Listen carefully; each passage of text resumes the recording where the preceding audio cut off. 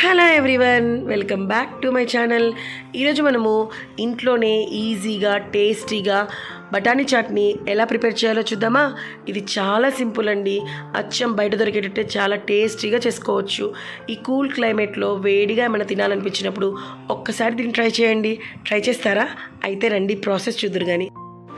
ముందుగా ఒక కప్పు తెల్ల బఠానీని తీసుకొని వాటిని నీట్గా 2-3 టైమ్స్ బాగా వాష్ చేసుకోండి.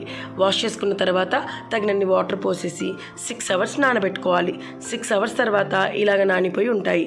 ఇప్పుడు వీటిని ఒక కుక్కర్ గిన్నెలోకి యాడ్ చేసుకొని 2 బంగాళదుంపల్ని పీల్ ఆఫ్ చేసేసి వాటిని కూడా యాడ్ చేసి తగినన్ని వాటర్ పోసుకొని మీడియం ఫ్లేమ్లో 5 to 6 విజిల్స్ రానివ్వండి.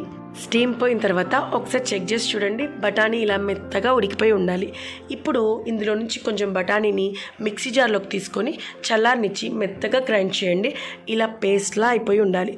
ఇప్పుడు స్టవ్ వెలిగించుకొని ప్యాన్ పెట్టుకొని 1 టేబుల్ స్పూన్ ఆయిల్ యాడ్ చేయండి. ఆయిల్ వేడైన తర్వాత సన్నగా తరిగిన ఉల్లిపాయలని కూడా వేసి బాగా ఫ్రై చేయండి. ఉల్లిపాయలు వేగిన తర్వాత సన్నగా తరిగిన టమాటోస్ వేసి అవి కూడా ఫ్రై అయ్యాక 1/2 టీ స్పూన్ పసుపుని యాడ్ చేసి బాగా మిక్స్ చేసుకొని ముందుగా మనం ఉడికించి పెట్టుకున్న బఠానీల్ని యాడ్ చేయండి. ఇప్పుడు బాగా కలుపుకున్న తర్వాత మనము గ్రైండ్ చేసి పెట్టుకున్న బఠానీల పేస్ట్ని కూడా యాడ్ చేసి కన్సిస్టెన్సీ చూసుకొని వాటర్ యాడ్ చేసుకోండి. చాట్ చల్లారే కొద్దీ గట్టిపడిపోతుంది.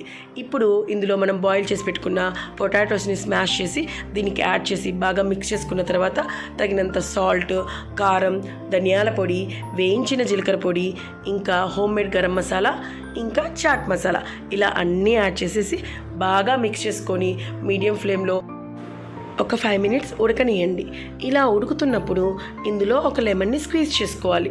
లెమన్ని యాడ్ చేయడం వల్ల టేస్ట్ చాలా పెరుగుతుంది. ఇప్పుడు ఫైనల్గా ఒకసారి బాగా మిక్స్ చేసేసుకొని సన్నగా తరిగిన కొత్తిమీరని కూడా యాడ్ చేయండి. అంతే, బఠానీ చాట్ రెడీ అయిపోతుంది.